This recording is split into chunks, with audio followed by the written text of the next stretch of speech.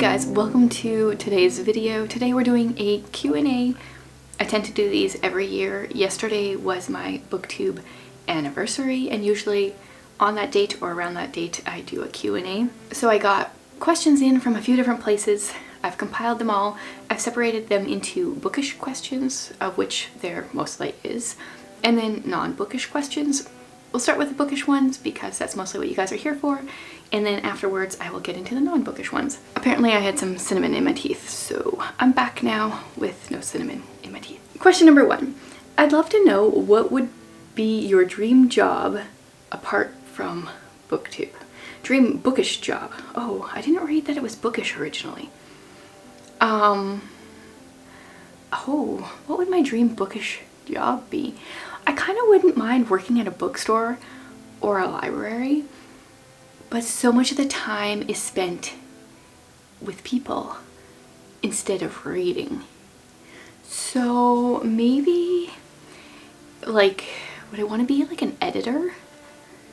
I wouldn't mind being an editor. Or, yeah, I think BookTube though is actually better than any of those. I think I'm living my good bookish dreams here. Do you do any writing as well, and what does that look like for you? No, not really. I do enjoy writing poetry. Had a goal to write some this year, didn't really succeed at all, so I want to set aside time on a regular basis in 2024 to write mostly poetry. We'll see what else comes from it. Yeah, so that looks like nothing right now. What Advent books are you reading and or the kids? I am reading Emmanuel by Ruth Chow Simmons. I got that for Christmas. My mom gave it to me early, so I've been reading it all month, and I'm not doing any Advent readings with the kids. I wish I was, but I'm really not good at that kind of thing. Any kind of like daily thing with the kids I struggle with. I can do it for myself, but always fall off the bandwagon with the kids. What books does Jared recommend, especially theology? Okay, I asked him this question, and what I've decided to do, because for the last year I have been meaning to get him on here and get him sharing his book recommendations. Like I talked about it a long time ago, meant to do it. So I've decided I'm not going to answer this question, and he's going to come on in the beginning of 2024 and share his favorite books, both fiction, non-fiction. He's going to go into a deep dive, so I told him he's not going to answer that question now.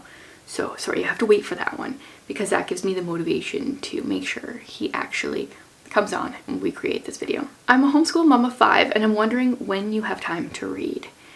Oh, I did a video like 3 years ago, probably 2.5 years ago. It would have been 2.5 years ago, where I did a kind of like vlog through the day showing different times that I read, how I squeeze reading in.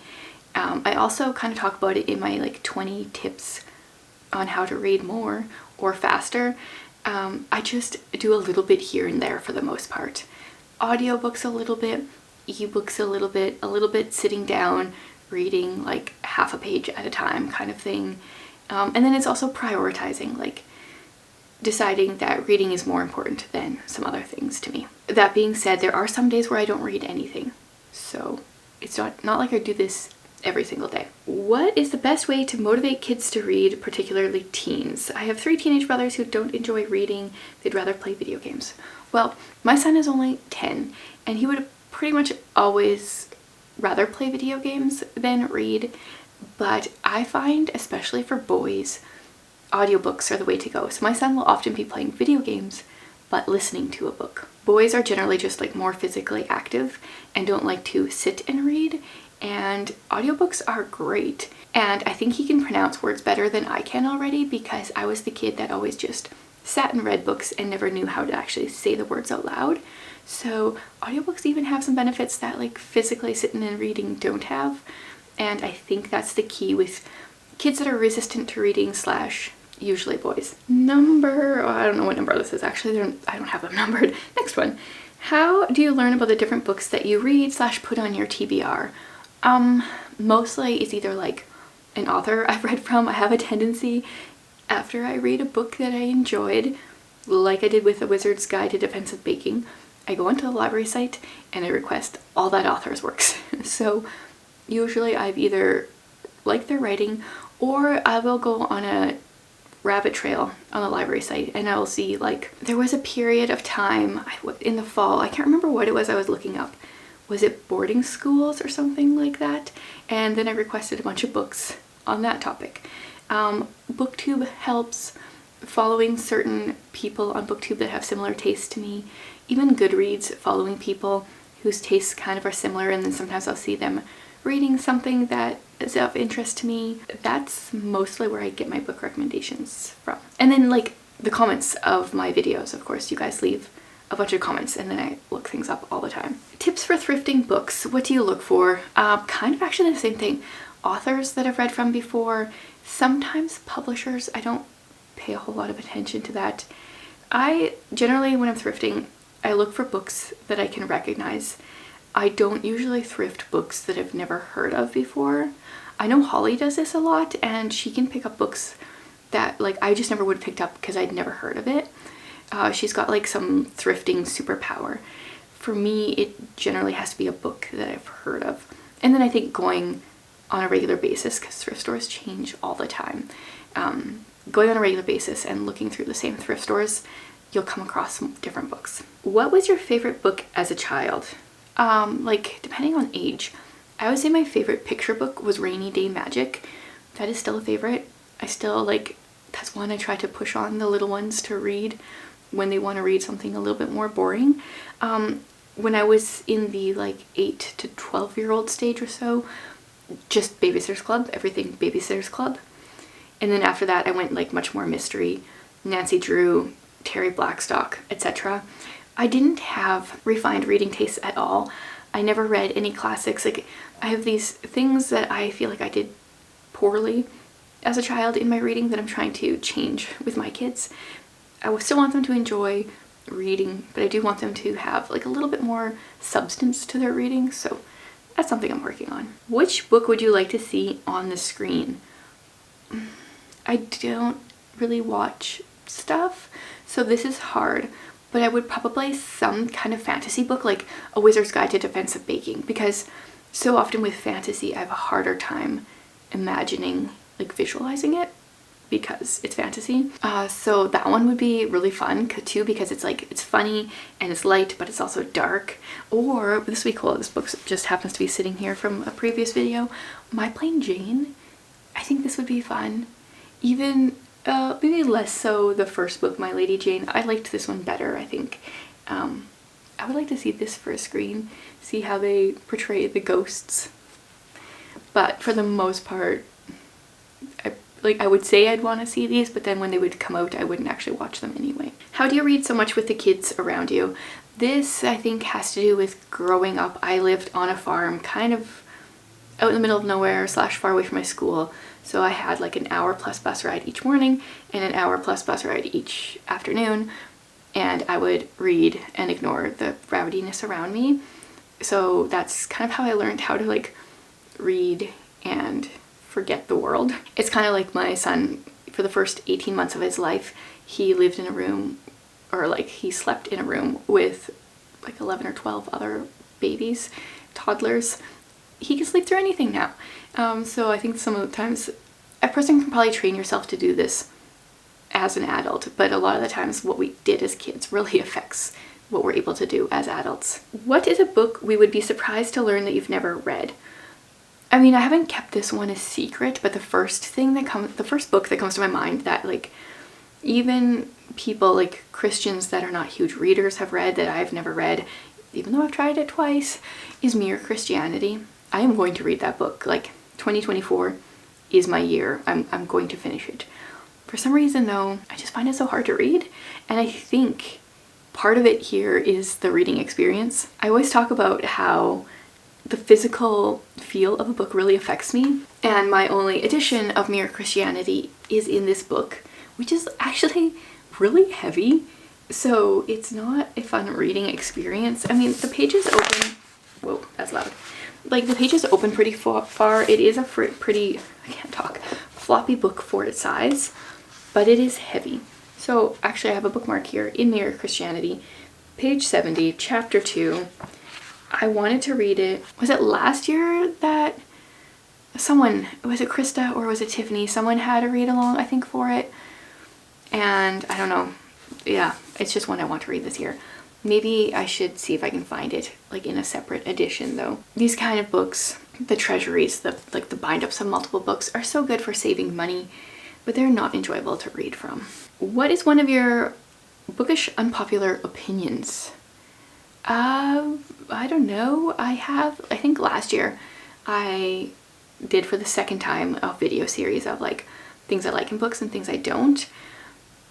So maybe some of my like things I don't like in books would be unpopular. I really don't like books with lawyers. That's random. But I don't like legal jargon apparently. I don't know if that's a very unpopular opinion though. I'm trying to think. I don't know. Either I don't have them or I don't remember them. Is there a book you love or like that contains a trope you despise? Yeah, well, I don't really like allegory, and I love The Lion, the Witch, and the Wardrobe, and Pilgrim's Progress, so I don't know. Maybe I do like allegory, but I really don't. Just, those are exceptions, I guess. Then there was a question that was, can we get some top 5 in a few different genres? And I can't really do this on the fly, but I wonder if this maybe should be a video series in 2024. Like, I think that'd be fun. Just like a very quick, short little video top. Because in the last number of years, I've been doing my top, or like my favorites in this genre from the last year, but I haven't like gone back and been like, okay, like what are my actual mystery favorites? So I think maybe we'll do that in 2024. Now we are on to the non-bookish questions. The first one is, do you know your Enneagram type? And as I was writing this list, I quickly checked on Google to see if I did know my Enneagram type, because I thought I did. And yes, I am a 4. And as I was looking at the pictures as to what a 4 is, I was reassured that that is what I am. The words that really jump out are creative and authentic, or authenticity. I was actually surprised to see that word on there. I didn't remember it as part of the Enneagram 4, but that is so important to me. Yes. So I don't really do anything with the Enneagram. I am more of a Myers-Briggs girl myself. INFJ, if you're curious about that, but that is my Enneagram type. Favorite houseplant you own? Oh, well, we are in my office, which is kind of where all my plants have come. First of all, I have one upstairs that I will do an overlay. That is a snake plant, and I originally got 2 snake plants from IKEA, and these 2 snake plants have turned into numerous. Every summer I break off about 30 snake plants from that big pot that I have upstairs and give them to people. It just produces like crazy, and I have 1, 2, 3 pots of snake plants in my office here as well, that some of them have more than 1 in them. Those are all from those original ones. So snake plants, because they can't die. I even have some in my bathroom that has no lighting. My other one is, let's see here. That over there is a money tree. I got it like that big for my birthday one year for my sister-in-law, and it's huge now. I'm actually just, my plan is to kill that when we move, or maybe give it to someone. I don't want to take it with me, but also like I grew that thing, so I want to keep it. And then I really do like, this part of my office is quite messy. Not as messy as underneath my tripod, which has books from so many videos. Okay, let's go here. Okay, you can't really see the mess so much. So that there is a dragon tree, and I really like how it looks. I moved it down here because apparently it's like kind of poisonous to cats. And what does my cat do? He sits right there and he eats the dragon tree. So I think he's okay. Or else it's making him crazy. I think that looks really cool, minus the parts the cat has eaten. But those are some of my favorite houseplants. I'm not a very green thumb, but there's a few plants I can do well. Have you done any traveling? If so, where have you been? Yeah, well, not in the last number of years. The last trip I took was when my son was 4. So it was like 6 years ago. I think that was the last one. We went to Mexico. I've been to a bunch of the states, some flying into. I've flown to California twice, flown to Arizona. We did a road trip one year when my daughter was 9 months old. I have to look at a map because we went to a bunch of states. We drove through in, let's see, Montana, Wyoming, Idaho, Nevada. Did we go to Utah? We were gonna go to Arizona, but it was too hot. Wyoming again, South Dakota, North Dakota. So those are all the states I've been to. I've been to Grenada. We went there in grade 11 for a missions trip. Went to Mexico again. That was for a honeymoon. And then I was an au pair in England right after grade 12, the year after grade 12. So, and then I also went to Scotland then. And then I've been to Uganda when my oldest was like 1.5. And then South Africa when we adopted my son. I think that's it. Those are the big trips. And then like around Canada, I've been Western Canada, skipped over Manitoba and been to Ontario. Those are the only provinces I've been to. So I think that's all. Oh, and then like, I've also been to Washington State. I can't remember if we went down farther or not. That was when I was in high school one year, and my family, we did like Vancouver and Washington, a few different places in Washington State. I think that's all. You and your daughter's relationship is mom goals for me. How do you cultivate that?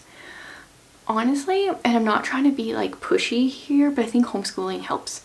We spend a lot of time together. It also helps that while she may look like me, although I kind of disagree with that, I think her coloring and stuff is like more my brother, but she has Jared's personality, and I like Jared, so we get along well. But it's also just a lot of time spent together. Yeah, that's my biggest tip. How much time a day does your mother culture basket take? So I did a video over on my personal channel sharing like the books and things that I do in the morning, like my mother time. I never know what to call it. How long does it take me?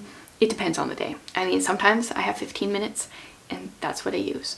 Other times I can stretch it out even longer, and then I'll like tack on some reading of fiction books after. I would say on average I spend about half an hour, but it really depends on the day. What non-book related goals do you have, or things that you would like to do for the next year? Oh yes, well, I really like setting goals. So I have a whole video actually on my personal channel about the goals that I have for 2024. But I will list a few of them here. First, I gotta pull up my list. What did I do before Notion, you guys? It keeps me so organized. Lots of decluttering for moving. I want to try a new hobby or a few. I want to watch the rest of the Harry Potter movies. I really didn't like the first 3, but I want to finish it. And set aside some time each week to write. And then I have a whole lot more, but I have a whole video on that, so I won't redo everything here. Okay, 2 more questions left, and they were both by the same person here. How do you do it all? I mean, I don't. No one does it all. I definitely think I have ADD, so that helps because my head is always ping-ponging from one thing to another. When I'm doing one thing well, something else in my life is probably suffering. BookTube, like so far I've been able to do a video every day for Vlogmas. I've also been doing videos on my personal channel and my Patreon.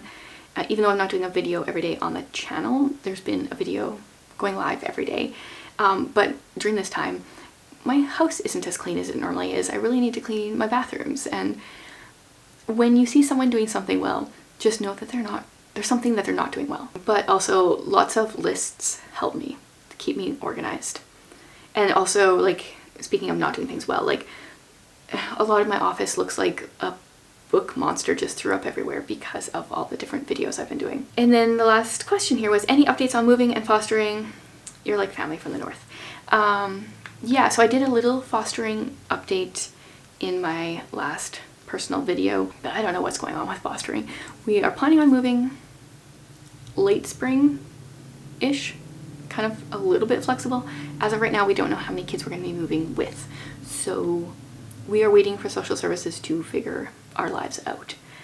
And yeah, that's been the cause of a lot of anxiety in our house, that's for sure. But lots of prayers and lots of people are praying for us, so we appreciate that. And that is all for the questions.